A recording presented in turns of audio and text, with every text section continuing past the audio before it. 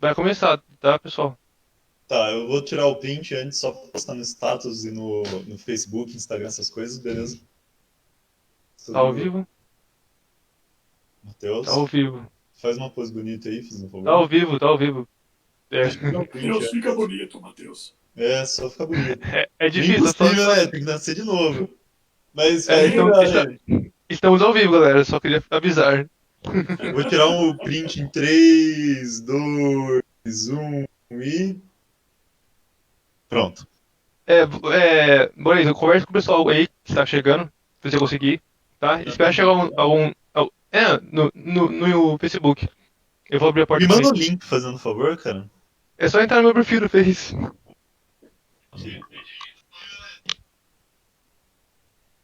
Nossa, fechei o último botão aqui. Temo que seja uma decisão infortúnia que eu tomei. Você deve ter engordado nessa pandemia. É, pensei que o colar dela é alto. Aí ela não me cabe muito bem. Já desde que eu comprei já tinha esse problema.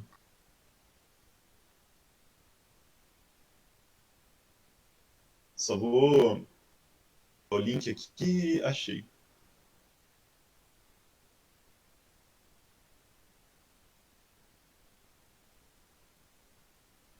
Só um minuto.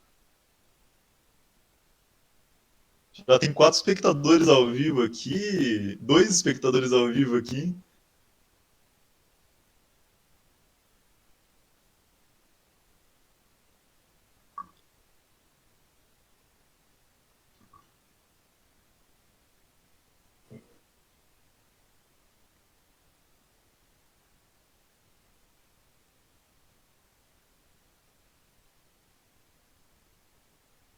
Passar o link aqui pro pessoal.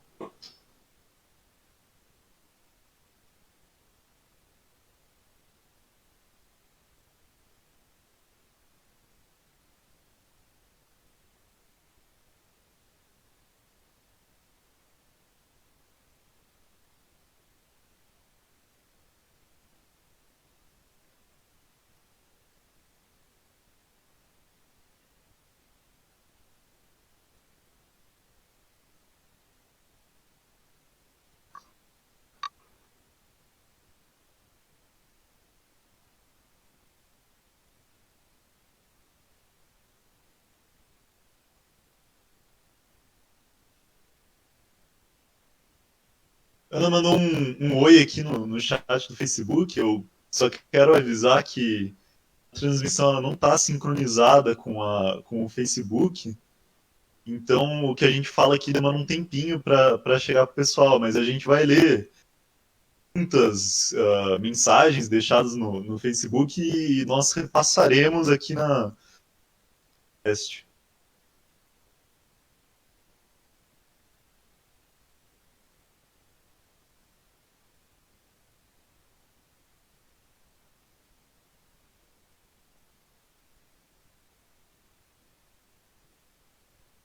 Quem sabe um dia eu chego aos pés da elegância do doutor Rodrigo. Só porque tá gravando eu não vou te criticar. Podemos começar? Vamos lá. É, Boa noite a todos que estão vendo a transmissão ao vivo. Esse é o Lá Podcast, é a primeira edição ao vivo. Todas as transmissões feitas até agora foram feitas offline. Só um momento. Tem todos disponíveis no canal do YouTube também, lá o podcast.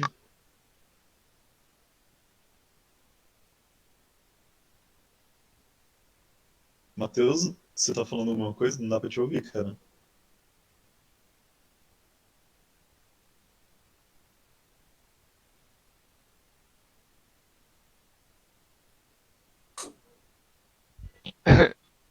Não, não. Houve uma intercorrência técnica aqui. E estamos aqui hoje com Rodrigo Tardelli. Ele é professor universitário na faculdade Uninove, né? Barão, monarquista e um grande amigo meu. É uma pessoa maravilhosa, dotada de um grande conhecimento, não apenas no direito, mas também em história, cultura. e conservadores de monarquia, né? Eu sou o Matheus, estudante de Direito, do sétimo semestre do Unisal. Sou E, Rafael e, Boareto, também estudante de Direito do sétimo semestre da Unisal. Estamos aí no caminho, né, traçando os mesmos caminhos. e o podcast do Lau, ele foi criado com a ideia de ensinar o direito para todos, né? Porque o direito tem uma linguagem muito técnica, burocrática. De fato, existe uma torre de marfim, né, entre quem é da área e a sociedade, né? A gente está tentando aproximar, né, e diminuir esse vácuo, para que todas as pessoas, ao saberem os seus direitos, é, poder praticar e exercê-los, né?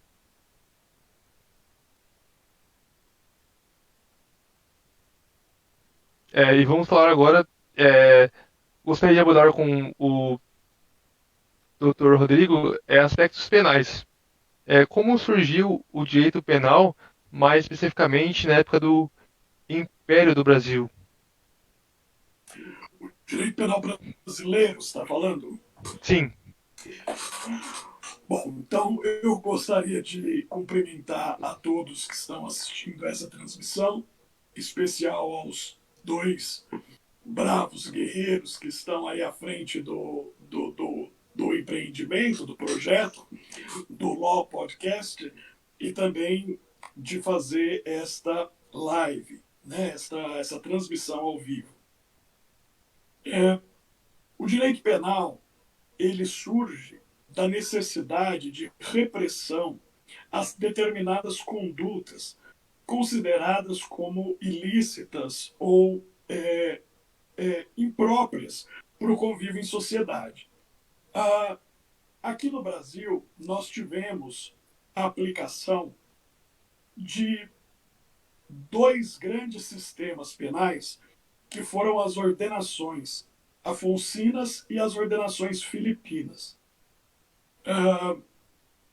Teoricamente, do descobrimento do Brasil em diante, né, de 1500 até 1889, que consta como um período propriamente, vamos dizer assim, antes da proclamação da República, nós tivemos a aplicação de todas as ordenações do Reino de Portugal aqui, em teoria. Né?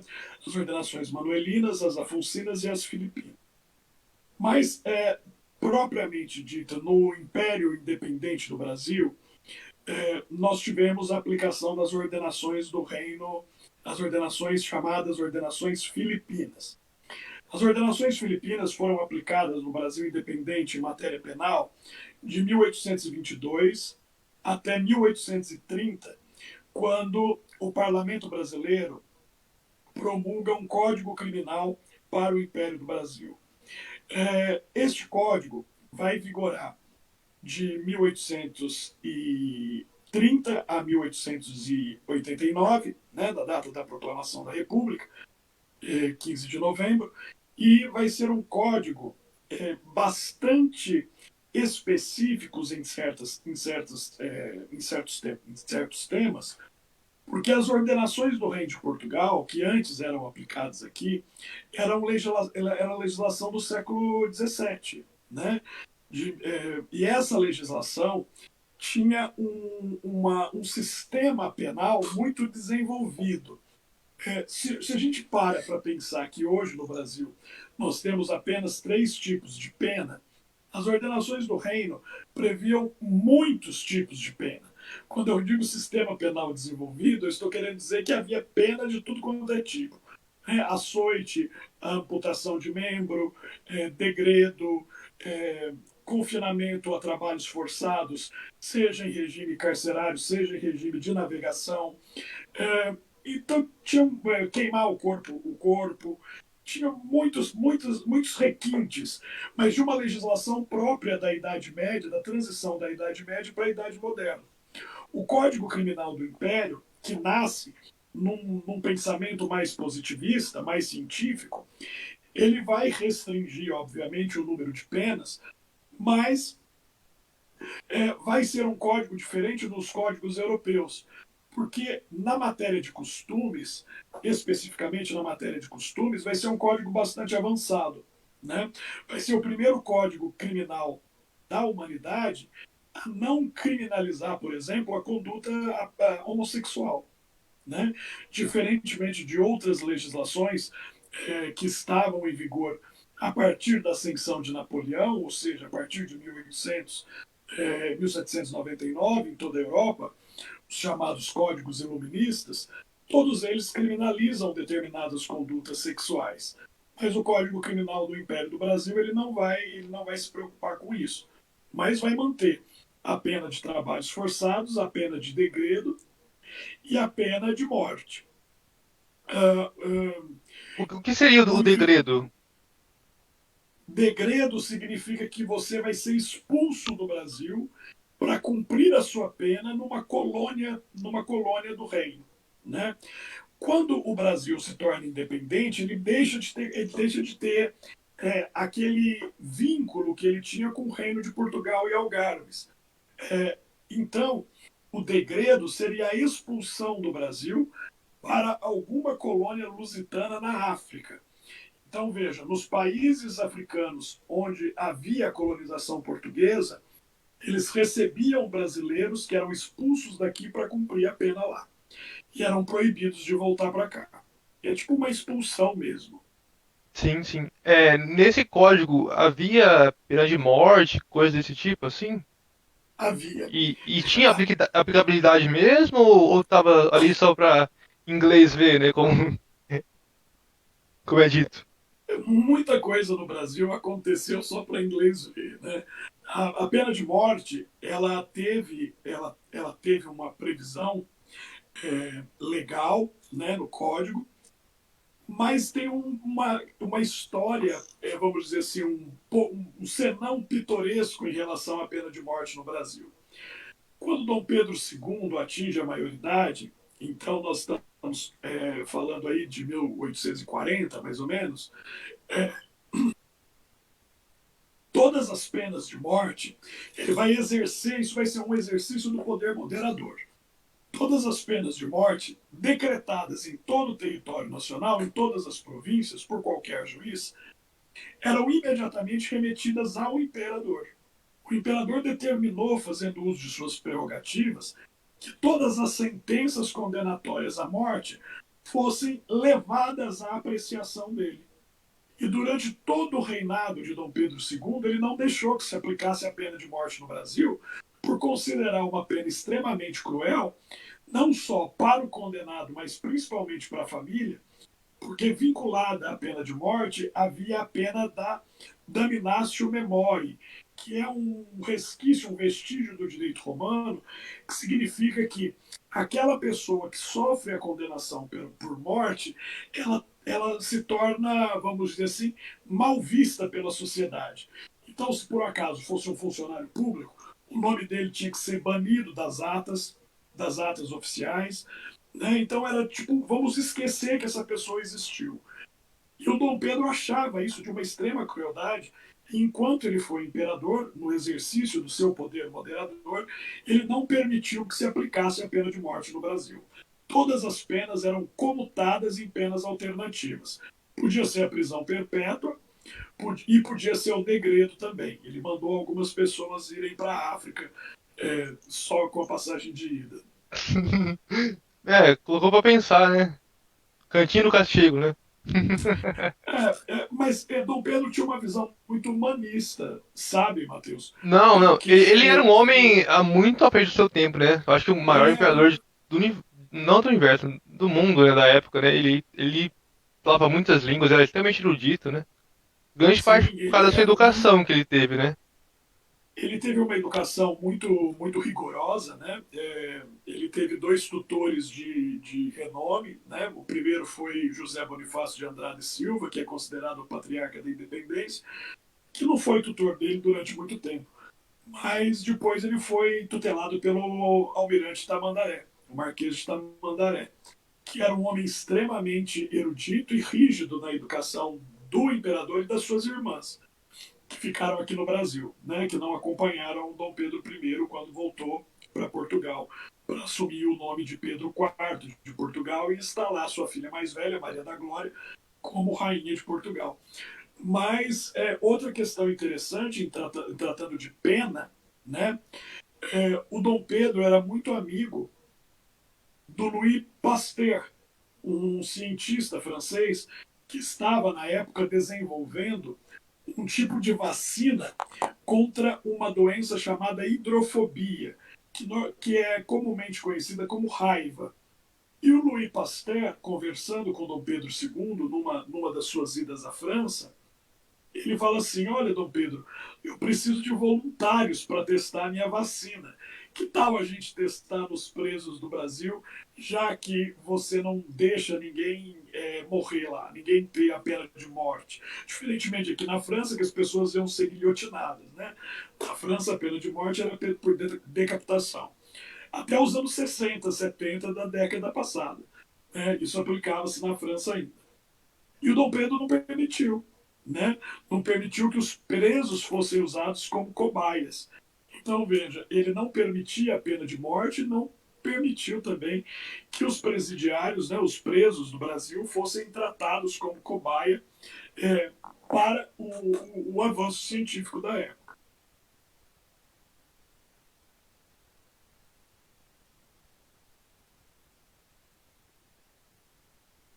Rodrigo, a gente tem uma pergunta aqui, recebida por WhatsApp. Uh, vou ler a pergunta. Mas gostaria de saber qual seria a solução para a superpopulação das cadeias brasileiras. Hoje em dia, as cadeias brasileiras não servem para ressocializar os detentos. Qual seria a melhor forma para se mudar esse quadro? Primeiramente, essa afirmação é uma afirmação genérica demais, né? Dizendo que a penitenciária não ressocializa. É que o sistema carcerário do Brasil ele não é o mesmo em todos os estados, nem em todas as cidades. Então, há cidades que têm uma infraestrutura muito maior em termos penitenciários que proporcionam ao preso estudo, trabalho. Mas a maioria das cadeias brasileiras realmente não possui essa infraestrutura. Né? Tanto que o índice de reincidência, ou seja, dos que saem do sistema carcerário e retornam praticando um novo crime, é uma das maiores do mundo, beirando 70%. Isso significa que 10 presos que ganham a liberdade, 7 voltam pela prática de um novo ilícito. A solução do sistema carcerário é uma coisa muito irreal da gente conversar na atual circunstância. Existem algumas possíveis soluções. Uma delas, a privatização do sistema carcerário. Obrigando nessa privatização do sistema carcerário de que toda a unidade prisional funcione como escola e trabalho. Então, veja, por conta de vários tratados internacionais que o Brasil se tornou signatário nos anos 70 e 80, os trabalhos forçados foram proibidos no Brasil. Né? Uma vez que os trabalhos forçados foram proibidos no Brasil, imediatamente nasceu uma coisa aqui no Brasil, a história que é mestra da vida, que foram as organizações criminosas. Começando pelos Pantera Negra, pelo Comando Vermelho, pelo PCC. Isso tudo surge no sistema carcerário brasileiro imediatamente após a obrigação de o preso trabalhar. Então, veja como a situação é calamitosa. Você comete uma infração, é punido, é mandado para o sistema prisional, onde não tem absolutamente nada para você fazer lá, a não ser, teoricamente, refletir sobre seus atos e pensar numa situação. Mas veja como a situação é complexa. Se você não oferece ao preso, dentro da penitenciária, alguma oportunidade mínima de ressocialização, é óbvio, né? A equação não fecha. É óbvio que ele vai voltar a delinquir. E isso não é interessante para ninguém. Outra questão seria a não privatização do sistema prisional, mas a federalização do sistema prisional com mais autonomia dos Estados-membros, mas com uma agência reguladora que ficasse na capital, assim como existe a ANAEL, a Anvisa, uma agência reguladora da aplicação da legislação penal para que as cadeias não se transformassem em espaço de preso e sim um trabalho efetivo de ressocialização. Aqui na cidade de São Paulo, nós temos uma realidade prisional bastante diversificada. Né? Nos presídios do entorno da Grande São Paulo e dos municípios limítrofes, nós temos prisões que funcionam como escola, existem prisões em que 80% da população carcerária está estudando o ensino médio, né? Existem prisões aqui também no estado de São Paulo, aí na região de vocês, na região de Campinas, onde os presos trabalham fazendo roupas, fazendo móveis, e cada dia trabalhado são 2 dias descontado da pena. Então, funciona como uma retribuição também, uma causa de diminuição do encarceramento. Né? Mas não vejo objetivamente, não sei responder, não saberia responder qual seria a solução para o sistema prisional do Brasil. Né? Vamos deixar essas perguntas para o final, né? Vamos continuar a nossa conversa aqui. No final, Eu não acho, sinceramente, que a gente precise de mudança da legislação. Se mudar a legislação, eu prefiro que endureça, não que afrouxe mais. O que significa que vai ter mais gente presa. Tendo mais gente presa, o interessante seria que os governadores construíssem mais presídios. sim, vamos continuar. Você estava falando nos aspectos históricos, né? Você falou da como era o Código Criminal do Império. E o que você tem a dizer sobre o Código Penal que nasceu na década de 40 e está em vigor até hoje? Como foi e qual foi o contexto político para a criação dele? Político histórico, né? O Código Penal atual, né, o Código Penal que está em vigor, de 1940, ele nasce num contexto totalitário. Né? Ele vai ter inspiração na legislação italiana. A legislação italiana da década de 30 era uma legislação quase que completamente promulgada por Mussolini, que foi um ditador. Né? Havia na Itália um rei, né? Mas o rei acabou se tornando uma figura decorativa quando Mussolini assume o governo da Itália. Então, a legislação penal brasileira, isso dá para observar no Código Penal, naquela parte ainda que não foi reformada, e numa lei que vem logo depois do Código Penal, que é a Lei das Contravenções Penais, que denotam bastante a época. Então, veja, assim como na Itália havia a ditadura de Mussolini, aqui no Brasil havia a ditadura de Vargas. Então, o código é promulgado numa ditadura, né, na ditadura de Vargas, embora Vargas e Mussolini tivessem diferenças abismais, né, nós não podemos dizer que eram pessoas do mesmo tipo, né, o mesmo tipo de governo, mas o código ele é bem datado, Matheus, assim, datado quando eu digo, no sentido de que ele reflete bem a sua época e reflete bem os costumes, né, os costumes da época. Então é um código de inspiração fascista. Mas ele já foi tão reformado, a parte geral mudou na década de 80, várias figuras penais deixaram de existir, outras entraram, né, como a última aqui no dia 31 de março de 2021, que é o crime de perseguição, né? A inclusão do artigo 147A. Né? Então, o código não tem mais essa cara fascista, essa cara da década de 40. Né? Mas quando ele vigorava do jeito que ele foi escrito, era um código bem repressivo. Né? Era um estatuto bem repressivo. Tanto o Código Penal como a CLT, né? Para quem não sabe, a CLT é mais ou menos da mesma época e foi inspirada na Carta del Lavoro, também italiana, né? E desse período de Mussolini, né? Também. Né? A consolidação das leis trabalhistas, né, a CLT, ela vai surgir aqui no Brasil um pouquinho depois do Código Penal, mas ainda no período ditatorial do Vargas, né? O período ditatorial do Vargas vai de 1937 a 1945. Também vai ser um período de intensa produção legislativa, como você pode perceber. Nós vamos ter um código penal, nós vamos ter um código processual, nós vamos ter uma consolidação das leis do trabalho, e até hoje há pessoas que ainda não desculpam Getúlio Vargas pela inclusão da legislação trabalhista no ordenamento jurídico brasileiro. Né? Acham que é um absurdo, né? Principalmente quando nós estamos falando de patrões, né? E conferir a empregados determinados direitos garantidos por uma legislação positivada, né? Isso prejudicou bastante a imagem pública de Getúlio nas elites, né? Nas elites.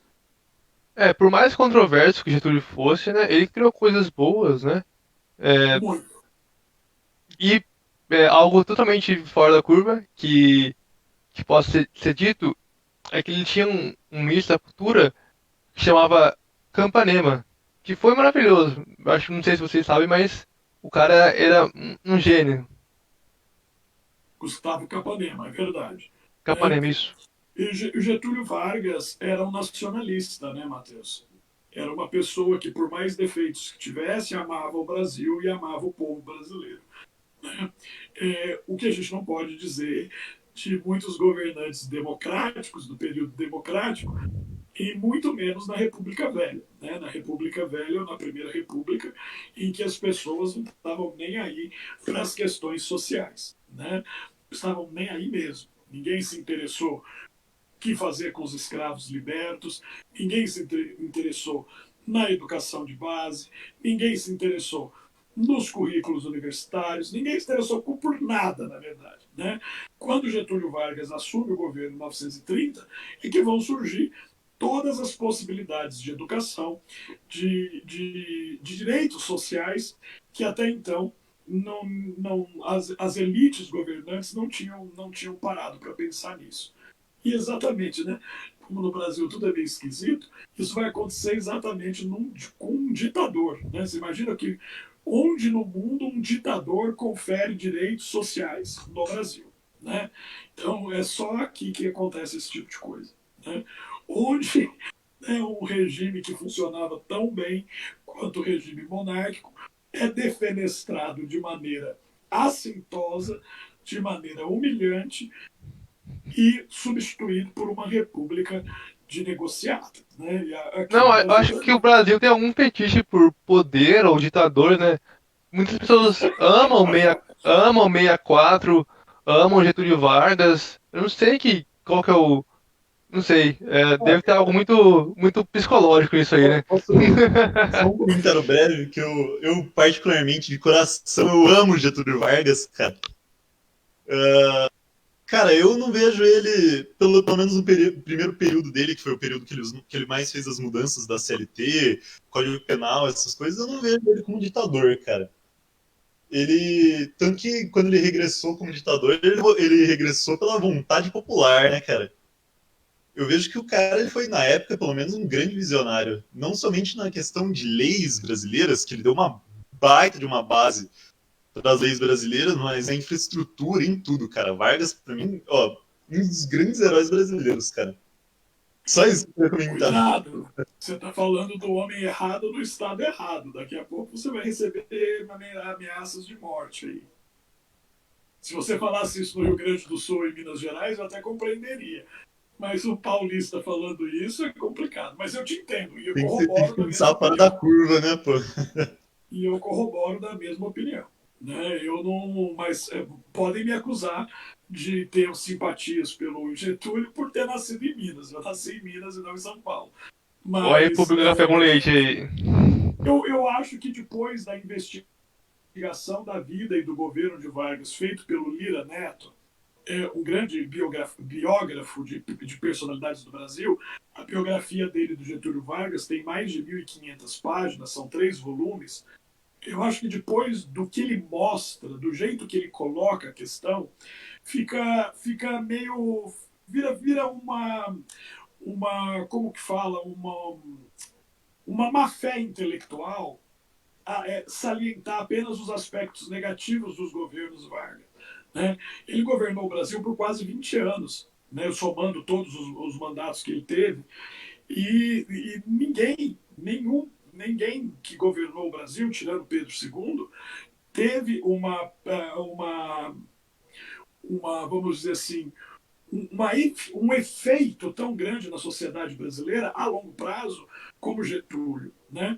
Então, se alguém ainda tem alguma dúvida e quer estudar o governo do Getúlio, ou estudar quem foi essa pessoa tão controversa, eu indico a biografia dele escrita pelo Lira Neto, né? Que é publicada em 3 volumes. Né? É uma biografia excelente. O que o doutor diria do direito penal atual? Houve alguma mudança na pandemia ou não? Não sei se você tem contato, né? Sim. Como está o caráter das prisões, né? Se houve algum tipo de proteção ou não? Você pode dar um breve Veja, nós comentário? tivemos algumas questões, mas foram questões incidentais. Não houve nenhuma mudança na lei de execução penal, nem da sua aplicação, principalmente aqui no estado de São Paulo. Mas no Brasil, de uma forma geral, houve um grande deferimento, vamos dizer assim, de prisões especiais, como a prisão domiciliar, né, como a prisão domiciliar controlada eletronicamente, em alguns estados isso é possível, né, a famosa tornozeleira. É, houve um maior deferimento de prisão domiciliar também para mulheres presas, mas o direito penal moderno, meninos, desculpe chamar de meninos, os meus futuros colegas aí, mas eu sou bem mais velho que vocês, então cacuete de professor. É, o direito penal ele tem passado por transformações. É, nem sempre essas transformações significam que o direito penal tem melhorado. O direito penal atual, a maior tendência do direito penal atual é o chamado garantismo. O que é o garantismo penal? É um direito penal mais brando, privilegiar apenas alternativas, como prestação de serviços comunitários, como pagamento, multa, pena pecuniária, do que propriamente dito a prisão. Em um ponto, a legislação processual afrouxa e a legislação material ela aperta. Por exemplo, vamos pensar num crime que é o roubo. Né? O roubo é um crime punido de 4 a 8 anos, de acordo com 4 a 10 anos, de acordo com o Código Penal. Veja, existem as majorantes do roubo, previstos no parágrafo 2º do artigo 157 do Código Penal. Por exemplo, o roubo realizado por mais de uma pessoa, que é o concurso de agentes, quando há restrição à liberdade da vítima, quando há. Então, o juiz, quando calculava a pena do roubo, ele via quantas majorantes havia, né, que antigamente se chamava de roubo qualificado, mas a moderna doutrina chama de roubo majorado, quantas majorantes havia e calculava em termos percentuais. Por exemplo, uma majorante, então ele aumentava a pena de 1/3. 2 majorantes, 2/5. 3 majorantes, 3/8. Né? A reforma de 2018, do artigo 157, impôs que no roubo cometido com emprego de arma de fogo, independente do cálculo penal, fosse acrescentada pelo uso de arma 2/3 da pena. O que, na prática, roubos que eram punidos com 7, 8 anos passaram a ser punidos com 14, 15 anos. Então, veja, a pena aumenta se, vamos dizer assim, uma conduta é eleita como uma conduta que majora a pena, mas a legislação processual tem aquelas benesses, né? Tem aqueles benefícios e tal, de não cumprimento integral da pena no regime fechado, a progressão de regime. a possibilidade de penas abaixo de 4 anos, iguais ou abaixo de 4 anos de reclusão serem substituídas, a concessão de sursi.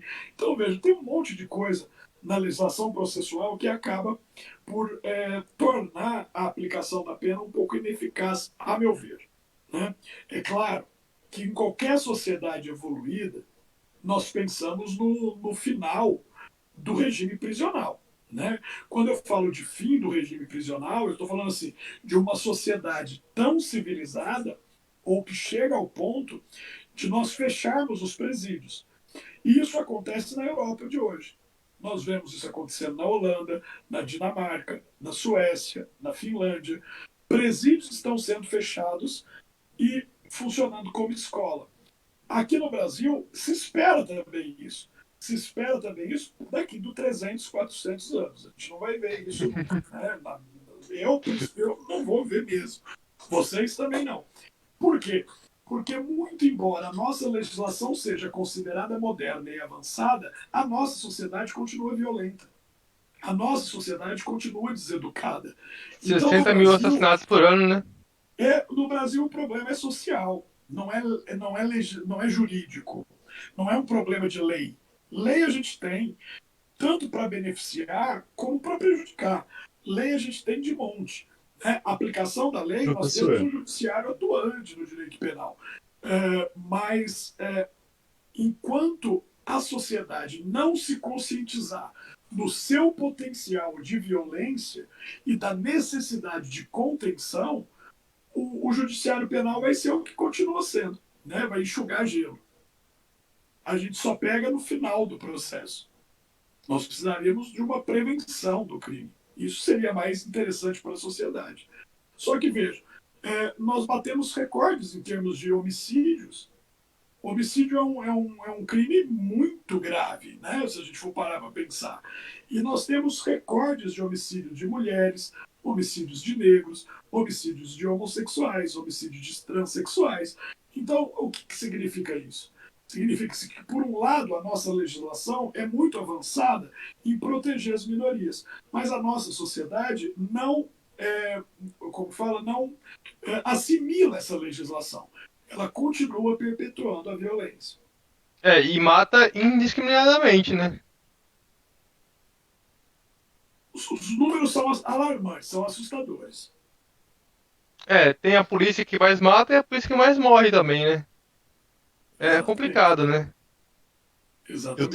Já fez alguma consideração, Rafael? Eu tenho uma pergunta. A questão do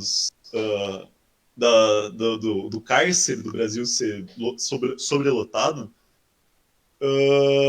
tem alguma coisa a ver com a utilização da criação de leis como forma não de punir, mas uma forma de tentar exercer um poder de controle das massas? Olha, Rafael, eu não sei. Eu acho que isso é um discurso bem ideológico, hein?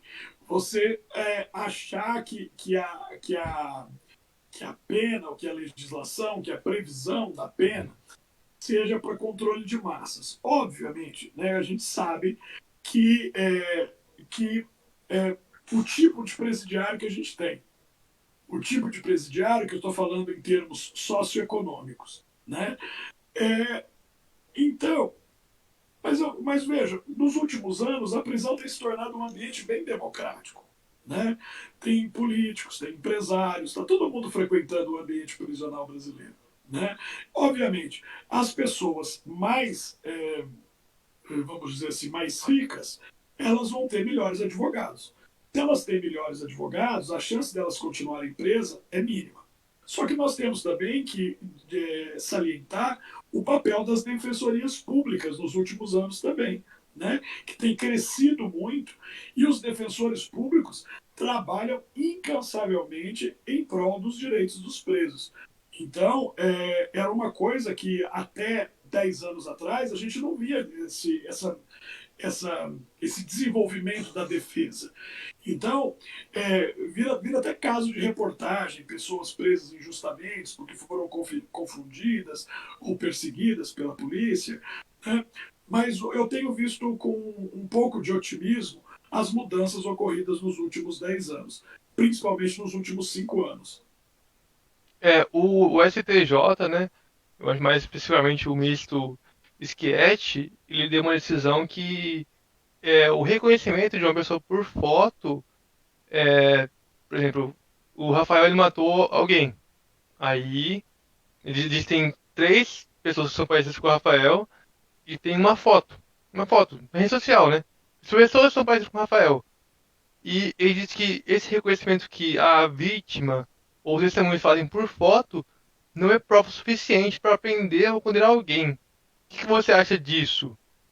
Eu acho péssimo. Porque, veja, o reconhecimento feito na delegacia, ele é o primeiro reconhecimento feito. Ele, de acordo com o artigo 226 do Código de Processo Penal, esse reconhecimento é tão válido quanto o reconhecimento, ou qualquer outro reconhecimento. O grande problema é que, às vezes, essas fotografias ou o álbum que a polícia tem não determina necessariamente os caracteres da pessoa. São fotos muito iguais umas às outras. E isso acaba confundindo a vítima ou testemunha. É claro que o ministro pensa na possibilidade da inocência, né, da presunção de inocência. Só que como eu trabalho do outro lado, eu trabalho na parte de repressão, eu não posso desqualificar uma coisa tão importante que é o reconhecimento. E o reconhecimento na fase administrativa, ou seja, na delegacia, é o primeiro que a vítima ou testemunha faz. Então, a cabeça delas está bem melhor do que 2 anos depois, quando vai fazer um reconhecimento em juízo, que pode ser prejudicado, né? Então, eu não vejo com bons olhos essa decisão do ministro, não. Uma outra fala que é levantada também que grande parte de pessoas que são condenadas com base nisso são pessoas negras, né? Não sei se isso é ideológico ou não, mas é bem questionável, né? A maioria da população carcerária é negra. E a maioria dos criminosos também é. Por quê? É uma coisa que as pessoas não costumam ponderar, né? Ficam falando, a maioria das pessoas presas é negra, mas a maioria dos criminosos também é. Mas por que elas são levadas a isso? Aí nós temos o problema histórico, a explicação histórica sociológica, né? Porque essas pessoas foram, durante séculos, marginalizadas, sem acesso à educação, sem acesso à inclusão social. Então o crime passa a ser uma alternativa viável dentro desses caracteres. Mas eu não vejo que o problema seja um problema racial, não. Tá? Isso ao meu ver, uma triste constatação do processo histórico. Né? As questões são sociológicas, não são relativas à raça. Isso não quer dizer que existe uma raça mais propensa ao crime do que outra. Tá? Isso é uma visão absolutamente datada, né? A gente pensa até nos escritos de Lombroso, L'Uomo Delinquente, né, um clássico da sociologia criminal, mas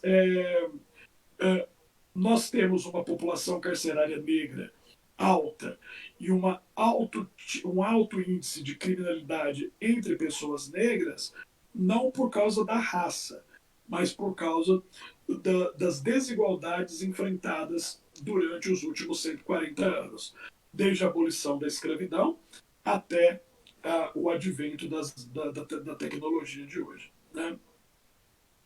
Você falou sobre o punitivismo, né? E o garantismo penal, né? Que um seria mais um afrouxamento, né? Uma visão pensando mais na presunção de inocência e outro no punitivismo. Mas eu estou olhando Você para o acha Rafael aqui, eu não estou conseguindo vislumbrar o Rafael cometendo um homicídio. Eu não sei se é porque todos os homicidas que eu vi nos últimos 3 anos trabalhando no tribunal não se pareciam em nada com o Rafael, mas eu ele, não é, tô ele, conseguindo. ele tem uma descendência árabe, então acho que no fundo ele pode ser um homicida, sim. Homicídio E não, cara, você fazendo um argumento terrorismo, é racista diferente. logo depois de eu falar contra o racismo. É isso mesmo? Ô, professor, entrando no tema de racismo, o senhor não acha que grande Ixi. parte da. Não, ó, de longe sendo racista, claro.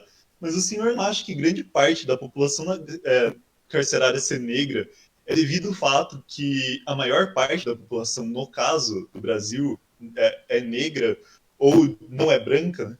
Também. É um país bastante miscigenado, né? São fatores a considerar, né, Rafael, Matheus? Porque, vejam,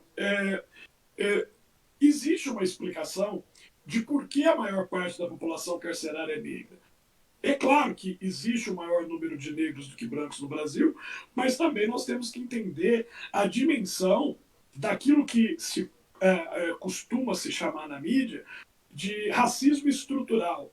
Né? Tudo é estrutural agora, né? O racismo também é estrutural.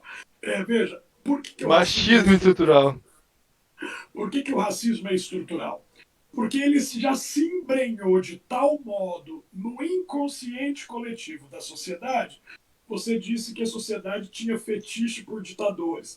Você usou um termo da psicologia, né? Nós estamos falando do inconsciente coletivo. Eu não entendo como um fetiche, porque fetiche vira um aspecto mais sexual. Mas veja, qual ditador assume o poder se não está prometendo colocar as coisas em ordem? Nenhum Posso... ditador assume o poder falando eu vou bandalhar tudo. É. Toda figura ditatorial é uma figura de ordem. Os últimos ditadores do Brasil foram generais, foram militares. Ou seja, eram homens respeitados. Eram homens de É. autoridade.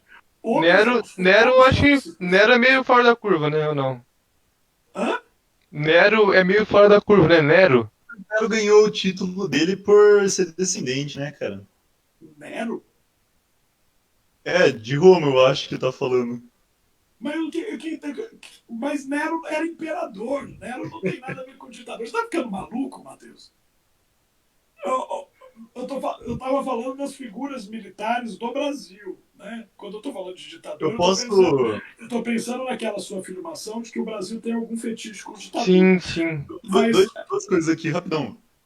Primeira coisa, eu tenho uma frase, não lembro de qual livro é essa frase, mas é o seguinte: a democracia é o direito do povo de poder votar em seus próprios ditadores. É uma frase muito boa mesmo. você é bem esquerdista, hein, Rafael? Não, claro que não. Sou completamente o oposto disso. Então para de repetir essas frases achando que isso é bom. Né? Não, Veja, a mas democracia a é bom democracia, sempre. eu acho que no Brasil, hoje em dia, ela é um sistema ruído, é um sistema falho, entendeu? Mas E, exatamente. e Mas você não é o falou, sistema que não deu certo, é o povo que não deu exato, o certo. povo que fez dar tudo errado, né? E você falou Porque dos discursos bonitos, tem um discurso famoso aqui que começa com um cara fazendo uma promessa, cara, começa... Durante 6 meses, temos sido atormentados por um problema que nos foi forçado pela imposição de Versalhes e que, devido à escala e à deteriorização da situação, se tornou agora absolutamente intolerável.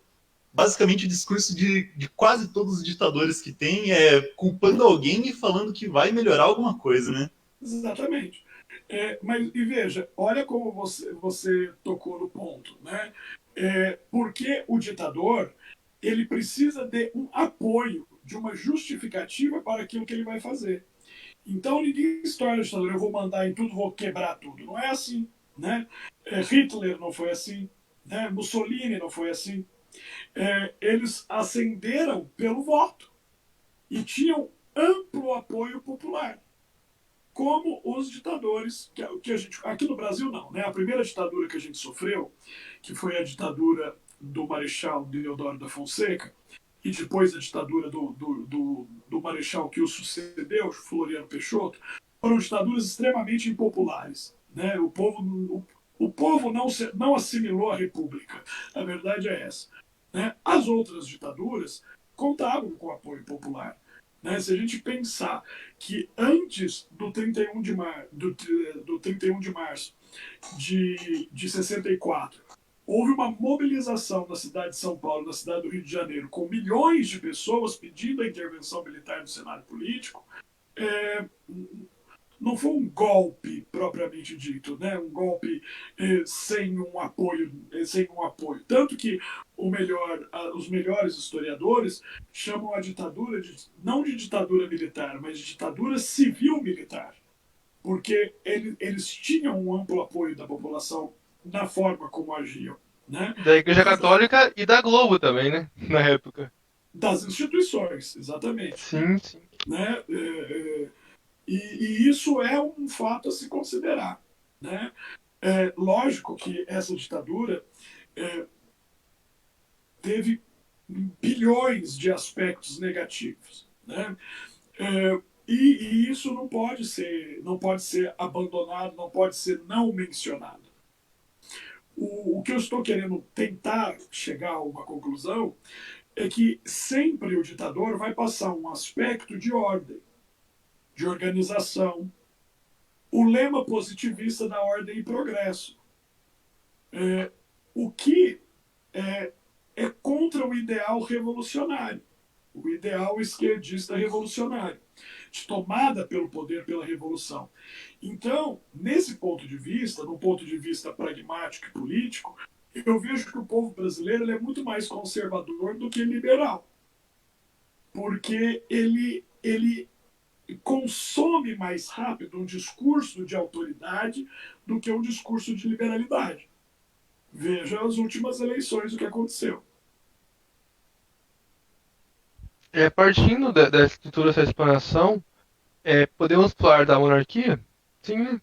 Poxa, a gente não estava tendo conexão nenhuma com nenhuma pergunta, então pode perguntar a minha idade também não tem problema. Tá tudo bem disperso, né? Acho que com ao vivo tem uma sintonia diferente, não sei. Mas é bom Vamos. que a gente conversa. Se o objetivo de vocês é levar discussões jurídicas a pessoas que não têm familiaridade com o vocabulário jurídico, nada melhor do que um bate-papo para as pessoas entenderem do que a gente está falando. Né? A pretensão não é ser sério, para dizer, ó, sou um advogado, ó. A pretensão é tentar explicar algo, né? Por mais simples que o conceito possa ser, a pessoa possa entender, né? Sim. Então, para começar minha fala, eu tenho que citar um livro do Hans Hermann Hoppe, porque a democracia é um Deus falho. Acho que esse é o nome. Que ele fala que a democracia é como uma casa, né? Em que existem dois tipos de zeradores, né? Aquele que é o dono e aquele que aluga essa casa. Aquele que aluga essa casa, ele vai cuidar dessa casa por determinado tempo e depois ele vai sair de lá. Já o dono, aquele que tem um espírito de dominus, né? Ele vai zelar muito mais para aquela casa, porque ele vai continuar por um longo tempo. E isso é uma conexão muito fácil com o rei, que em tese é o dono do país, né? Não sei se posso falar desse jeito. E aquele que aluga a casa esporadicamente e tem um zelo ou um não zelo seria todos os governantes e presidentes que a República teve até hoje, onde é uma grande sucessão de idiotas, onde um faz alguma coisa, o outro destrói, coloca o nome dele, projetos de poder que não deram certo, ditaduras e morte, é claro, e um grande aumento da corrupção e vários outros problemas que decorrem da corrupção.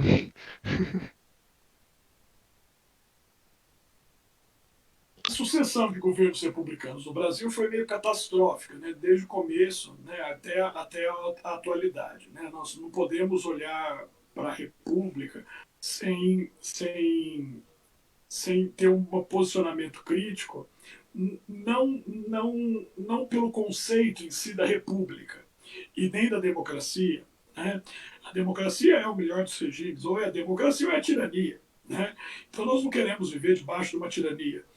Muitas pessoas pensam equivocadamente que a monarquia é apenas a monarquia absolutista do século XVII. Né? E isso é um pensamento muito errôneo.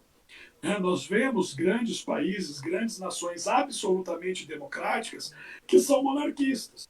como a Inglaterra, como a Holanda, né? Como a Suécia, então, como a Dinamarca. Eu não vou colocar a Espanha no meio, tá? Para não falar que estou puxando sardinha para um lado mais. Porque a monarquia espanhola é bem escrachada também. Mas, veja, o problema não é a monarquia, nem a democracia, o problema são as pessoas. Né? O regime monárquico no Brasil só foi um regime de vanguarda porque era liderado por uma pessoa de vanguarda. Eu tenho muito um pensamento muito arraigado que caso não fosse Dom Pedro II o imperador no Brasil, ele não teria ficado 60 anos no poder. Com certeza a crise republicana já teria se precipitado. Muito da estabilidade do regime se devia à pessoa dele, à índole dele, a quem ele era. Né? Agora, como você falou, a sucessão presidencial do Brasil foi uma coisa tão absurda, né, para os próprios golpistas republicanos, que vários deles, do primeiro movimento republicano, escreveram pedindo desculpas à família imperial, a Dom Pedro II e depois a Dona Isabel, quando Dom Pedro já tinha falecido. Falou, meu Deus do céu, eu não imaginava que ia acontecer isso. Né? O próprio, uma pessoa que tem o pavor, mas que tem alguns escritos bons, o Rui Barbosa, ele escreveu, né, tipo uma retratação. Ele foi um dos primeiros golpistas republicanos, assumiu vários ministérios da Primeira República, inclusive o Ministério da Fazenda, que foi responsável por nosso maior endividamento na história do Brasil, endividamento externo, né? E ele escreveu, né? O Senado do Império formava pensadores, oradores, políticos tarimbados. O Senado da República é um balcão de negociação.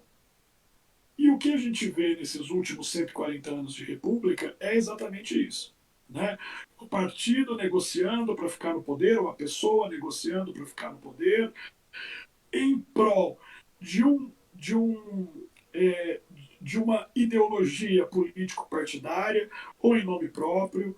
Então é uma coisa bem diferente, é uma coisa bem difícil. Não sei. Eu vejo o período monárquico com muitos bons olhos. Né? Eu não sei se as pessoas que estão ouvindo, estão nos vendo, nos ouvindo, conseguem ter essa dimensão da história do Brasil. Né? Mas eu vejo o período monárquico do Brasil, né, principalmente de 1840 a 1888, como um período de grande avanço para o Brasil em muitas áreas. Né? Inclusive a emancipação da população negra escravizada. E outra coisa, nós precisamos aprender isso da história, Matheus, porque a história, do jeito que é ensinada pela mídia, é uma história mentirosa. Né? Então, nós precisamos escolher melhor os livros que a gente leu. Você citou um autor importante, né? Outro autor importante para a gente ler, principalmente na atualidade, são autores que não estão comprometidos ideologicamente com alguma posição.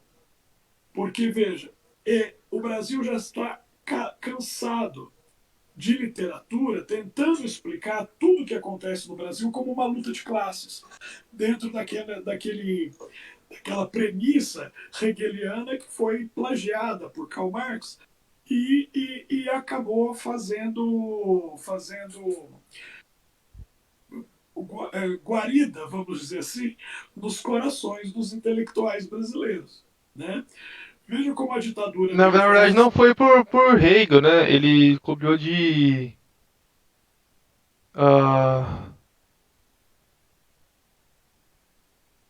É um outro filósofo, mas ele não foi especificamente de Hegel. Mas é basicamente Hegel, né? Tese, antitese, síntese, o proletariado, a burguesia... O silogismo ele é aristotélico. A questão hegeliana, né, de estudo da história, de olhar para a história, da teoria da história, é ver a história como movimentos antagônicos, a história como resultado de movimentos antagônicos em conflito. Né?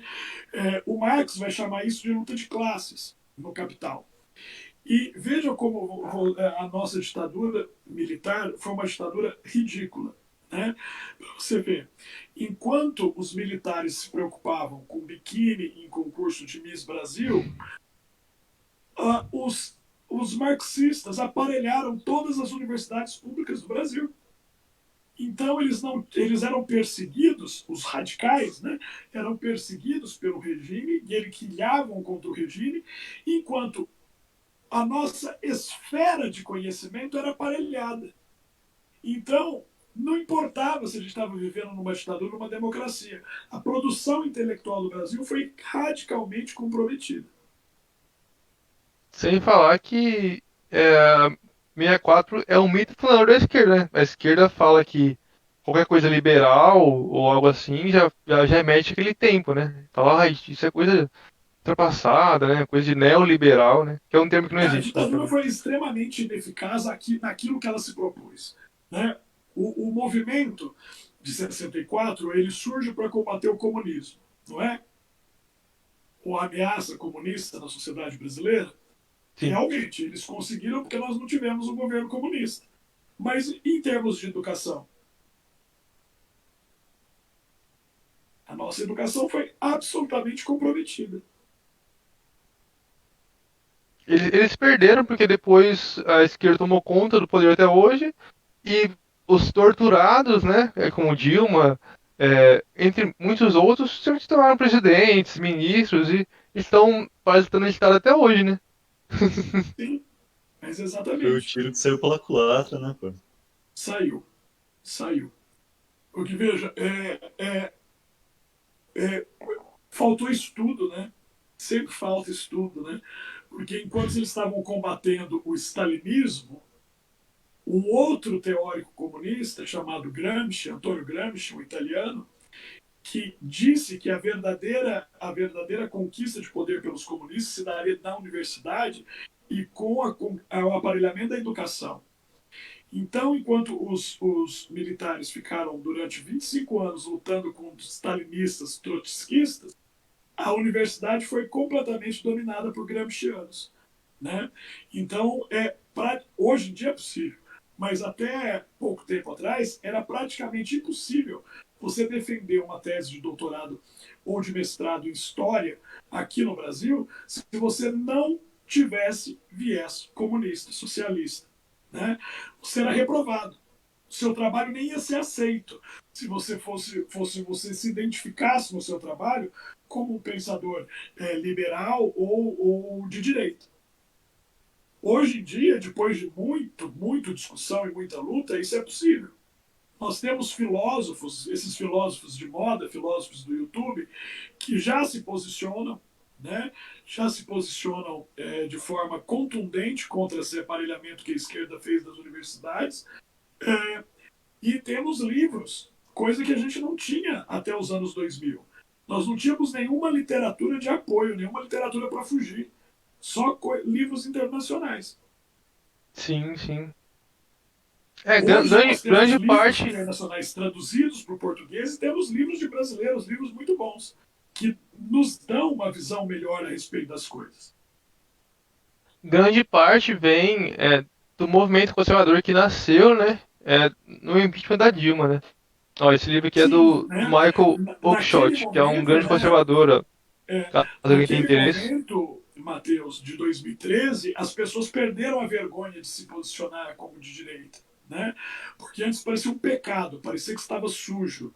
Você falava assim, eu sou de direita. Parecia que você matava as pessoas, você batia, você escravizava Nossa, deles. mas hoje em dia tá foda também, né? Desculpa Oi? o palavreado, hoje em dia tá foda, né, cara? É que Porque. virou gado dos dois lados, É. né? Não, virou. Direita parece. Direita virou um símbolo de extremismo hoje em dia no Brasil, né, cara? Exatamente. De Você fala, raiva, de eu sou ignorância. direita. O povo fala, eu sou de direita. O pessoal já fala, que isso é fascismo. Direita virou um xingamento, cara. Que nem o pessoal da direita usa pra xingar o pessoal da esquerda. Usa a esquerda como um xingamento, tá ligado? E parece que essas duas palavras Esse tipo tomaram... de polarização, né, É, a esquerda e a direita, pelo menos aqui no pensamento brasileiro, onde os grupos são raivosos e se atacam demais, com uma falta de respeito, uma falta de civilização que é muito absurda, né? É bom por um lado, para que os verdadeiros pensadores de direita se mostrem. Para um verdadeiro debate em que a esquerda é criticada, não pelas pessoas da esquerda, mas como ideologia que não deu certo em lugar nenhum e aqui no Brasil ainda é festejado. Veja, Mas tem um problema isso. Porque os pensadores, os grandes pensadores, eles não querem pensar nem ser algo filosófico. Eles querem um cargo e paralisar no Estado, entendeu? Não tem uma pretensão em busca pela verdade no Brasil. mas isso vai de qualquer lado. Isso não é privilégio de uma classe ou de outra, ou de um pensamento ideológico ou de outro. filosofia no Brasil tá Exatamente. morta, né, cara? No meio dessa crise, no meio dessa visão apocalíptica, que as pessoas têm que se manifestarem, têm que surgir. Né? Se nós estamos conversando hoje de maneira civilizada, de maneira ordenada, significa que a gente está propondo um debate diferente. A gente não está aqui babando raiva contra ninguém, né? Xingando, ofendendo, cometendo crimes contra a honra das pessoas, coisa que virou comum no meio virtual. Né? Eu não conheço vocês dois pessoalmente. Vocês não me conhecem pessoalmente. Mas vocês são meus amigos, vamos dizer assim, das redes sociais. Então, o que impede, por exemplo, se eu der uma opinião, que vocês vão lá e me xinguem? Nada. É o que está mais acontecendo hoje. Só que isso não é um debate produtivo, isso não é intelectualmente honesto, e isso também é uma proposta absolutamente ignominiosa, sem nenhuma honra. Né? Se a gente tem opiniões diferentes e a gente se dá ao diálogo, isso é importante. Se a gente tem opiniões parecidas e mesmo se a gente dialoga para que outras pessoas conheçam o nosso ponto de vista, nós estamos cumprindo uma função, a função do educador, né? Que, independentemente da nossa posição política, nós pensamos nos outros e como as coisas vão ficar. Como é para você ser um educador um tanto quanto fora da curva, né? Não apenas por ser monarquista, mas por ser um excelente professor, né? Muito carismático e com uma forte presença nas redes sociais, né? Não porque você quer, mas porque os alunos não param de te marcar nos stories do Insta, né? Veja, eu procuro ser honesto, sempre procurei ser honesto com os alunos. No meu primeiro dia de aula, seja para primeiro ano, para último ano, para onde eu estiver lecionando, eu estabeleço com os alunos um pacto. Chama pacto de sinceridade. Eu não vou contar nenhuma mentira para vocês, vocês não vão contar nenhuma para mim. Do meu lado, eu sempre cumpro o que eu prometo. Né? Agora, do lado dos alunos, eu não sei. Mas eu acho que o nosso relacionamento durante esses anos todos, e eu sou professor há quase 20 anos, ou seja, eu tenho mais tempo de magistério do que vocês de vida, né?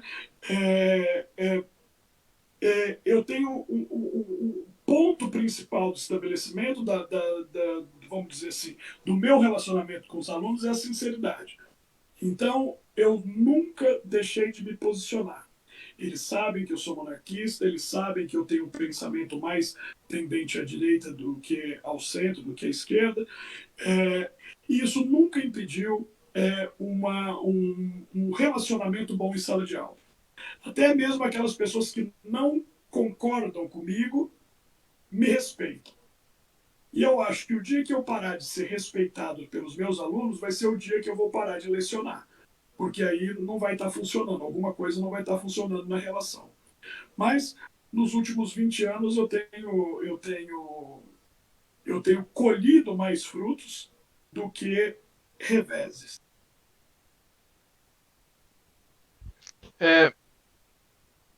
Você sofreu algum tipo de preconceito, algum olhar meio atravessado Muito. por as suas ideias? Ter alguma, Todos os tipos de preconceito que você ter, possa ter alguma imaginar, eu já sofri. situação muito marcante, assim, que você achou bem ignóbil? Por exemplo, imagine uma roda de professores conversando e você chega na roda de professores e os professores param de falar naquele assunto porque acham que o louco chegou, né? É, ou é, pessoas que falam, te desconsideram pelos seus posicionamentos, achando que você é algum tipo de incapaz, algum tipo de sindrômico lá do artigo 4º do Código Civil, dos relativamente incapazes e tal, que você é uma coisa meio peculiar, meio exótica. Eu sempre fui exótico, eu nunca fui, desde criança, eu nunca fui padronizado, nunca me permiti padronizar. Talvez se todo mundo fosse de direita, eu seria de esquerda, só para contrariar. Mas, veja, eu fiz uma faculdade pública. Eu estudei numa faculdade pública, não numa faculdade privada. E na faculdade era pior ainda, porque eu me envolvi com política estudantil na época de faculdade.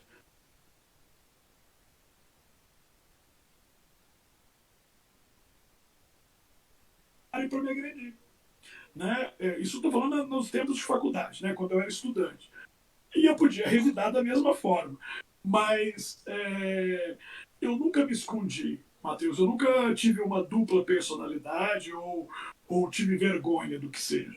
Eu fui educado de uma maneira, talvez pelo tipo de educação que eu tive, de que ninguém precisa mentir e ninguém deve mentir.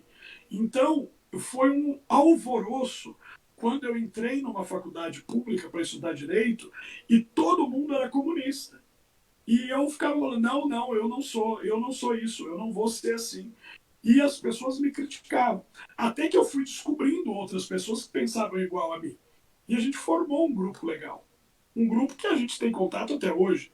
Né? Eu me formei há 20 anos, praticamente. Né? E nós temos contato até hoje. Então, são pessoas que hoje são professores universitários em várias cidades do Brasil, pessoas que procuram dar aos alunos uma educação diferente do que a gente teve. Porque eu tive uma educação extremamente ideologizada. Sim, sim. Eu também, né? Desde 2016 eu brigo com professores esquerdistas nas salas. Ah, Entra cara, Os em, normal, alunos né? até, os alunos entra em até me debates. propõem, vamos criar um grupo para o professor, para a É, gente se achar, para a gente congregar. Eu falei assim, não, isso chama seita. Vocês querem criar uma seita em torno de mim? Eu não quero. Cada um pense do jeito que quiser, mas com honestidade. Eu acho que essa questão ideológica existe ainda no Brasil da esquerda, e hoje em dia tá mas, muito, muito mais mas forte, cara. não, mas tá muito mais fácil pra você ser diferente. Tipo assim, eu sou conservador, o Boreta eu não sei o que ele é até hoje. Eles tinham amigos nossos que são liberais, anarcocapitalistas, espectros que fogem à esquerda, né? E isso é bom. E a gente tem nosso grupinho ali a gente fica conversando, é bem legal. Tipo assim, você tem um grupo que você consegue falar qualquer coisa sem ser cancelado, ou ser Exato. chamado de machista, taxista, seminarista, entendeu? Vocês são da mesma sala? A gente Sim, desde o sim. começo da faculdade estamos estudando junto. Que Cara, legal. as escolas que eu vim, não falando mal das escolas, muito menos o pessoal, né? Mas as escolas que eu vim tinha, tipo, muito da galera querer, tipo, se você pensa diferente, você tá errado, entendeu? E pelo que eu vejo, parece que tá cada vez ficando mais forte isso, de tipo, eu falo, porque, nossa, tipo, eu sou a favor do aborto, sou a favor da liberação de certas drogas, então eu tenho que ser obrigatoriamente da esquerda. Exatamente. Então, o pessoal eles pensam muito assim, né? Às vezes o povo dava uma opinião de esquerda e eu era meio contra, falavam, tipo, meio de produção. Porque eu sou contra ter a tomada dos meios de produção, porque o pessoal só vê a parte boa, né, de receber o dinheiro.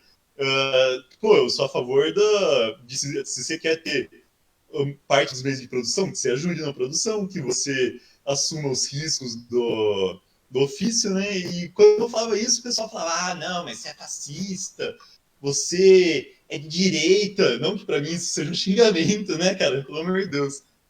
Mas, nossa, cara, hoje em dia eu acho que é muito mais pesado dentro de uma sala de aula isso daí. Tipo, desde de criança já o pessoal querer. se encaixar num quadro social que os caras não tem nada a ver e também não lutam a favor disso. Isso se chama apropriação do discurso. Exato. Então você só pode defender determinada tese ou determinada ideia se você for daquela facção. E isso é uma irrealidade, porque pautas como sexismo, machismo, é, feminicídio, liberação de drogas, como você colocou, aborto, não são pautas exclusivas da direita, nem da esquerda. Aliás, principalmente da esquerda, né? Não é porque você não é de esquerda que você não possa discutir isso, que você não pode ter uma opinião liberal, né? Uma opinião libertária. Ser de direita não é ser parado no tempo e ficar lá parecendo, criando teia de aranha e mofo e defendendo coisas absurdas como a escravidão. Né? Quando a gente fala de direita, que é de direita, parece que uma primeira reação é a pessoa que vai te chamar de escravagista, se você não. Ah, você quer a volta da escravidão. E isso, na verdade, chama patrulha ideológica, porque as pessoas ficam esperando o que você fale para te criticar, independente do que você fala. Né? O que é de um mau caratismo intelectual muito grande, porque qualquer intelectual que se preze ouve primeiro a opinião, teça as críticas que achar necessário e busque uma composição. As pessoas não querem buscar uma composição, Rafael. As pessoas querem brigar, né? Brigar, discutir. Querem ter argumento ou bagagem para brigar. E esse enfrentamento que está havendo, essa posição de enfrentamento, é muito prejudicial ao ensino e muito prejudicial ao direito. Porque, veja, nós estamos saturados de litigantes. Né? Os fóruns estão abarrotados de litigantes.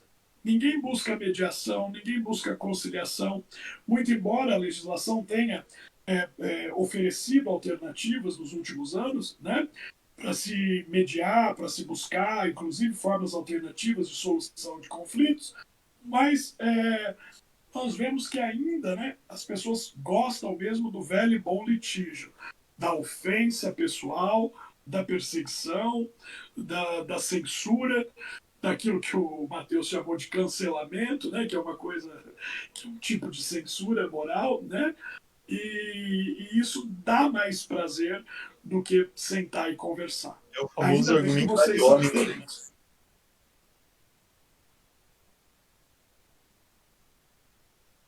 Uma outra fala que eu sempre faço, né? E eu e o meu amigo Bernardo Souto a gente fala bastante. É que tem pessoas que gostam de ficar dentro do cercadinho ideológico ali como gado, né? Receber o feno do Bolsonaro, do Lula, e não querem pensar, né? Eles querem pertencer a um grupo e ficar numa espécie de osmose entre eles, né? Vivendo uma vida bem Nossa, bovina, né? nossa faculdade, o corpo docente, também não falando mal nem da faculdade, nem dos professores, amo nossos professores de coração, nossa faculdade é muito boa. Mas a maior parte do corpo docente ela tá naquele meio, ou é de esquerda, que é uma grande maioria, ou alguns são de direita mais conservador. Então, se você tentar, tipo, fazer que nem TCC ou uma bolsa de iniciação científica nesse meio, é quase certeza que você já vai ser cortado. Tipo, eu quero falar de monarquia. Para achar um professor que apoie sua tese, afirme assim, de iniciação científica focado na monarquia, alguma coisa do gênero, também é muito difícil, muito difícil. Eu acho que na faculdade privada não, mas em faculdades federais, públicas em geral, é muito mais difícil. Entendeu? Não, Acho com que certeza. na nossa tem muito O mais liberdade, espaço, o porque, espaço é mais restrito é, na universidade pública. porque a pesquisa não é tão grande nas universidades privadas, né? A pesquisa é séria e que move a academia em geral são feitas nas federais, entendeu? Por mais que tenha alguns TCCs, aí, não sei se o professor viu que a mina fez um TCC com base em uma letra de funk, que eu não vou repetir aqui porque é um nome de órgão de um órgão sexual, Um órgão mas reprodutor, né? sim, Eu vi. Você E viu? foi um TCC de uma universidade pública, né? Sim, então, mas o, o argumento dele faz sentido, mas na faculdade privada tem uma abertura maior porque o rigor para aprovação disso não é tanto, entendeu? Porque as pessoas fazem isso para ganhar bolsas, a CAPES, tem todo um plano de carreira, de mestrado, doutorado, até livre docência, entendeu? Na faculdade privada não, entendeu? Não existe tanto isso, né? O que você acha? Não, eu vejo, eu corroboro um pouco da sua opinião, né? O que a gente precisa, na verdade, é produzir, né? O que a gente não tem feito. A gente tem, às vezes, fazendo uma autocrítica, a gente se perde na briga ideológica e deixa de produzir. Quanto mais a gente deixa de produzir, mais o outro pessoal vai tomando conta de novo daquele espaço que eles estão perdendo. Eles estão vendo que eles estão perdendo. Então, é lógico que vai ter uma movimentação. E é preciso que haja uma movimentação de ambos os lados, para a produção de ciência de ambos os lados. Só que não é isso que a gente vê, infelizmente. A gente fica assim, né? Ou é assim, ou é assim. Só que as pessoas não veem que isso é a mesma coisa, né? Só muda a mão aqui, o gesto. Sim. E a gente tem que lidar com essas coisas, infelizmente. Você vê algum prospecto, uma visão, você tem uma visão pessimista ou otimista para o futuro do Brasil? Eu tenho uma visão absolutamente pessimista. Schopenhaueriana e Kierkegaardiana. Eu sou completamente pessimista. Eu acho que as coisas tendem a ficar como estão ou piorar e que uma mudança para o bem só daqui 200 anos, né? Porque eu seria otimista se eu visse algum governo comprometido com a educação de base. E eu não vejo isso, né? E é a educação de base que vai mudar o Brasil. Vocês são exceção. Eu sou uma exceção. A gente buscou nossos caminhos por conta própria, Sim. porque, porque nós somos teimosos, porque o movimento era contra a gente. Se a gente fosse de acordo com o movimento, a gente não pensaria como a gente pensa. A gente já teria sido tragado e levado. Mas o que mudaria isso seria a educação de base. E enquanto não houver uma mudança na educação de base, não vai haver uma mudança efetiva na sociedade. A sociedade vai continuar exatamente como ela é: hipócrita, mentirosa e corrupta. O senhor acha que essa mudança tem que partir da inércia do nosso sistema? Ou o senhor pensa mais numa revolução popular, assim, de forma capital? De ambos os modos, ou o negócio vindo de cima ou vindo de baixo, se for feito de uma maneira muito radical, não vai pegar. Porque vai ser extremamente reprimida. O ideal seria um governo comprometido com a educação a médio e longo prazo, que não fosse desqualificado pelo governo que o sucederá, ou seja, um plano de continuidade de educação de pelo menos de 20 a 30 anos de investimento maciço em escolas e não em qualquer outra coisa.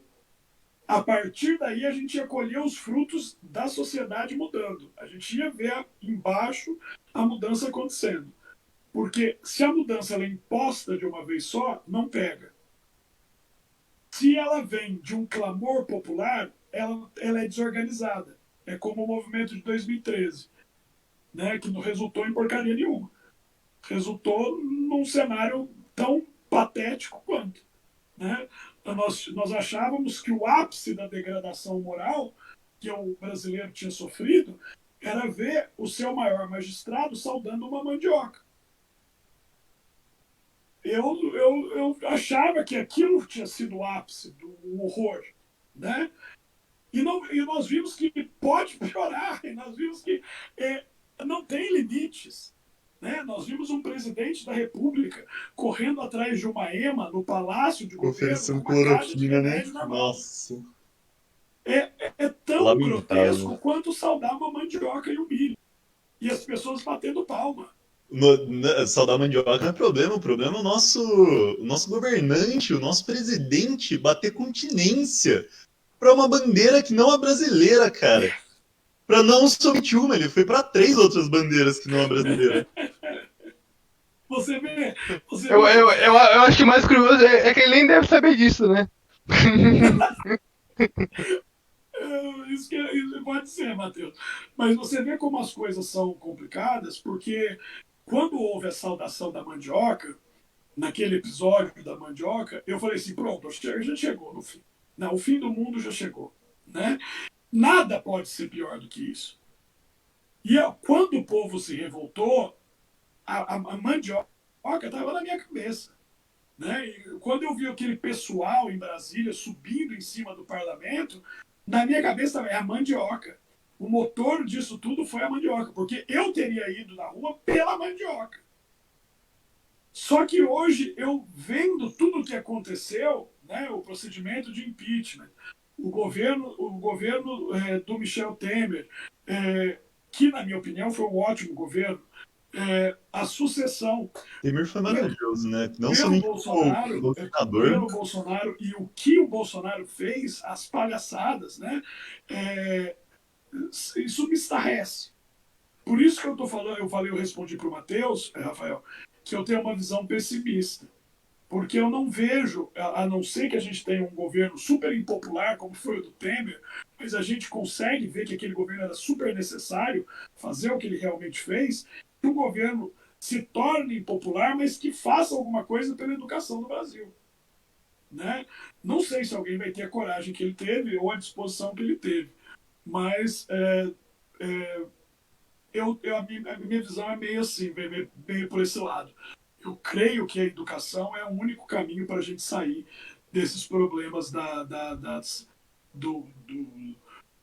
própria noção do patriotismo. É uma noção eivada de problemas, né?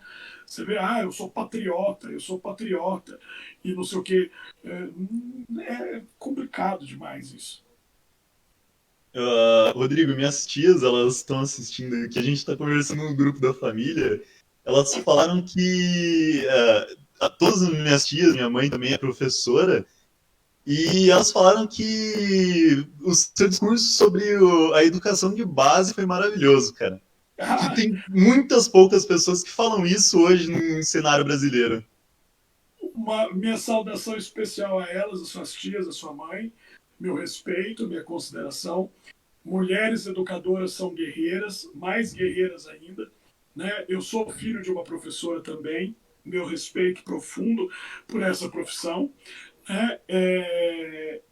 As minhas primeiras mestras foram mulheres que me alfabetizaram, que me fizeram um bem impressionante, né? E as mulheres são verdadeiras, as mulheres da educação são verdadeiras guerreiras, que sobrevivem a essa educação sucateada do Brasil, né? Esse desprestígio que o professor, que o pedagogo tem no Brasil, né? Que é exatamente a consequência de tudo isso que a gente está falando, de todos esses problemas sociais e políticos. É óbvio, eu vou desqualificar quem? O professor, que deveria ser a pessoa mais reverenciada e mais colocada num primeiro plano. Né? Porque é o professor que vai formar as novas gerações, e principalmente na educação de base, que é a mais deficitária. Então colocam pessoas desqualificadíssimas ou comprometidas ideologicamente. Os brasileiros estão se tornando analfabetos funcionais, pessoas absolutamente dependentes de tecnologia, mas incapazes de ler um parágrafo de um livro. Vejam, eu não sou tão mais velho assim que vocês. Eu me formei há 20 anos. Eu tive que ler. Eu fiz uma faculdade sem Google, sem internet. Eu tive que ler os 5 anos da faculdade. Eu li Hans Kelsen, eu li Herbert Hart, eu li Tércio Sampaio. Hoje, se você exige de um aluno uma leitura dessa que eu tive e sobrevivi, o aluno não consegue, porque ele precisa de tudo mastigado, tudo digerido e Existem regurgitado. alunos de direito que se formam sem ler nada. Só com um resuminho. Tivemos Sim, uma discussão na classe uma vez que uma professora nossa passou a doutrina certa, era na parte de direito civil, beleza? Doutrina é como são chamados os livros Pra quem do não conhece, direito. todos os livros que comentam direito e são base da formação de direito brasileiro são chamados doutrina. Enfim, mas essa minha professora, ela passou os materiais que era para ler e ela falava de onde até onde era para ler.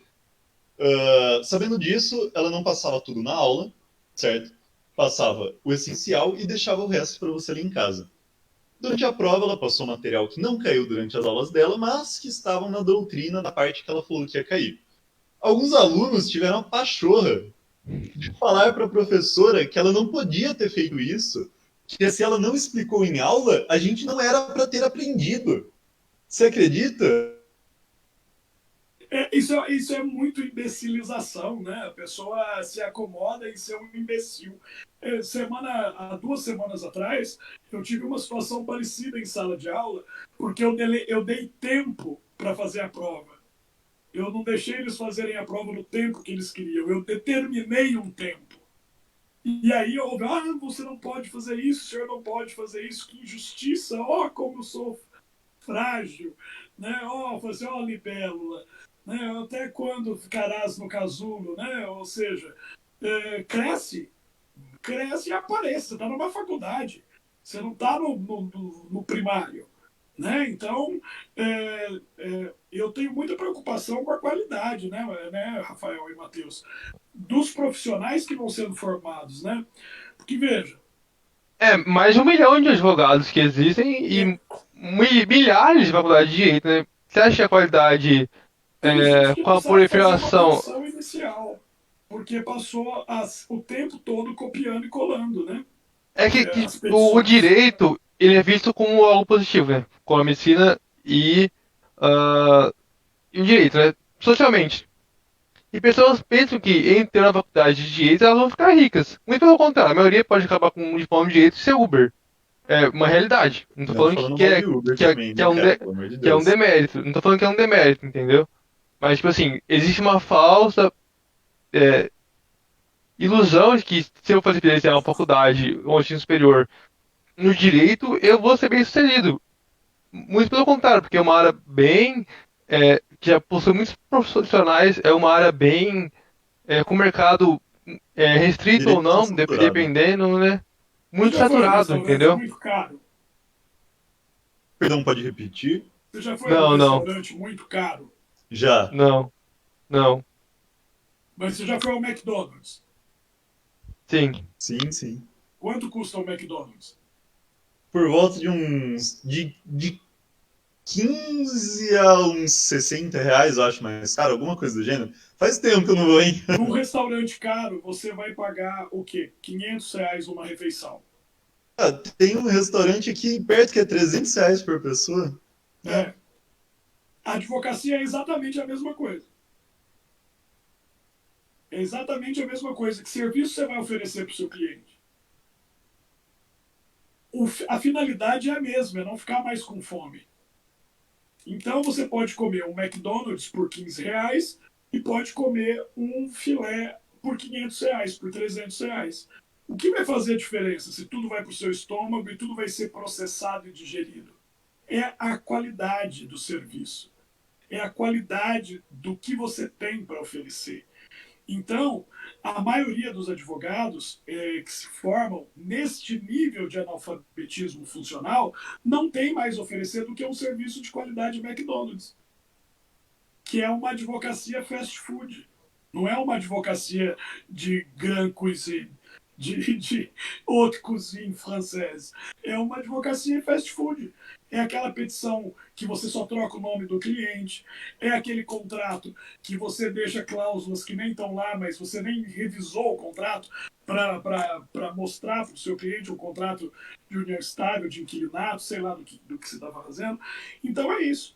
Quando é que a gente vai se sobressair? Quando a gente tiver um serviço de qualidade para fornecer. Ô, professor, eu tenho uma pergunta para o senhor a respeito da educação de base novamente. Tendo em vista que as universidades do Brasil são cerca de. As universidades públicas, no caso, cerca de menos de 3% da população, certo? Consegue ter acesso a uma federal e os outros 97% da população pagam a federal para essas pessoas. Você acha necessário ter os cortes de verbas em federais e quando eu digo cortes de verbas, não corte de verbas injustificados, claro. Eu digo cortes de verbas, vamos supor, pega um curso de uma federal e joga o dinheiro dele para educação base. Você acha necessário isso no Brasil? Acho. Eu acho. Um remanejamento do orçamento da educação.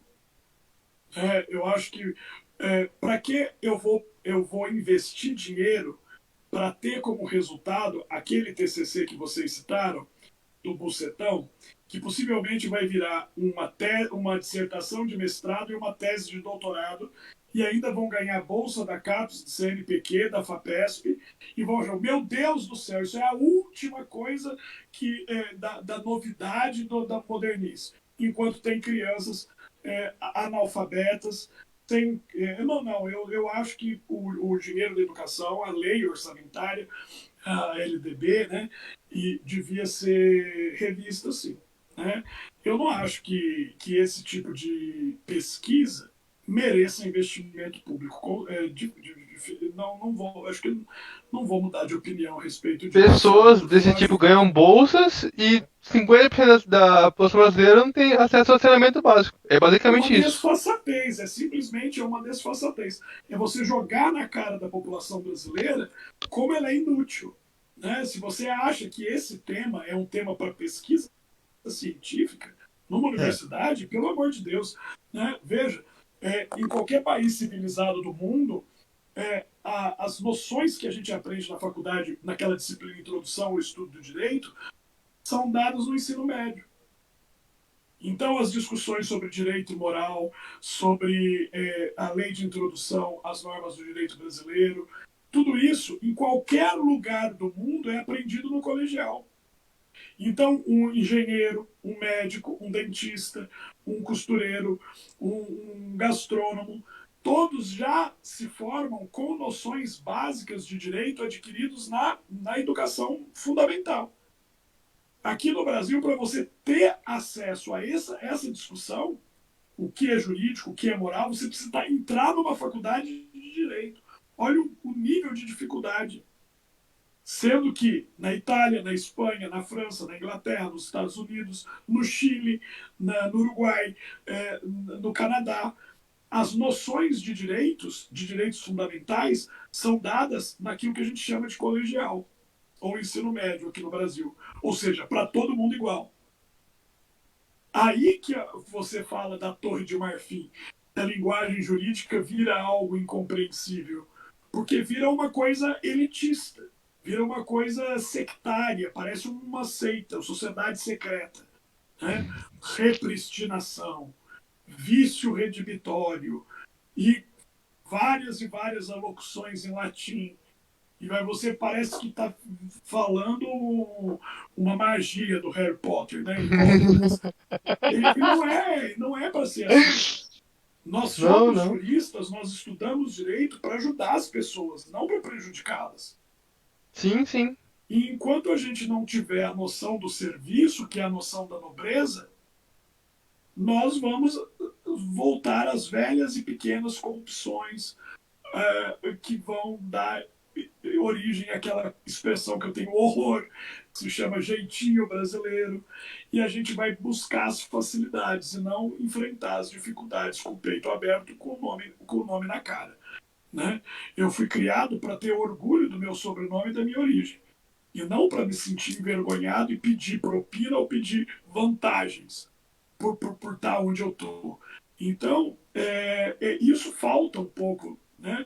Um sentimento de dignidade, de patriotismo, de firmeza moral, né? E não de simplesmente lidar com facilidades. É, Que horas são, meninos? uma da manhã. Nossa Senhora! Considerações finais? Vamos encerrar, porque eu estou pendendo aqui. Eu já até tinha mandado mensagem pro Matheus também, pra dar um fim já. Se deixar, a gente vai até amanhã. Se São Pedro é boa, vai ver, o sol já tá raiando. Mas a Né? gente faz de novo. Não, sem problema. Claro, É alguma consideração final aí? Ou só encerra mesmo? Rafael, o que você propõe? Cara, não sei. Se inscrevam no canal do YouTube, sigam eu no Instagram, Rodrigo no Instagram dele, Rafael no Instagram, e acompanhem, vai estar saindo os cortes dessa live, entre outros conteúdos, E tá? depois vocês me passam o link também para eu colocar no meu YouTube, né? Sim, será tudo passado, editado para o pessoal. Que bom. Obrigado Então quem eu assistiu. agradeço o convite, agradeço o Rafael, agradeço o Matheus. Espero que muito em breve a gente se conheça pessoalmente, né? Sim, Eu sim. quero dar um abraço em cada um de vocês e quero que vocês venham aqui na minha casa, me conheçam também, mostrar as coisas para vocês, né? Coisas que eu tenho certeza que são do interesse de vocês, são meninos especiais. E agradeço o convite e me coloco à disposição para novos encontros. Muito obrigado pela presença, um bom fim de semana pro senhor. Até a próxima. Um bom fim de semana para quem está assistindo também, para quem conseguiu ficar, para 6 pessoas que ficaram até agora. Foi muito bom ter o senhor aqui junto com a gente. Eu me sinto lisonjeado por ter a presença do senhor aqui. Um papo muito, muito bacana mesmo. Obrigado. Muito obrigado mesmo e até a próxima. Fique com Deus. Até, queridos. Tchau, tchau.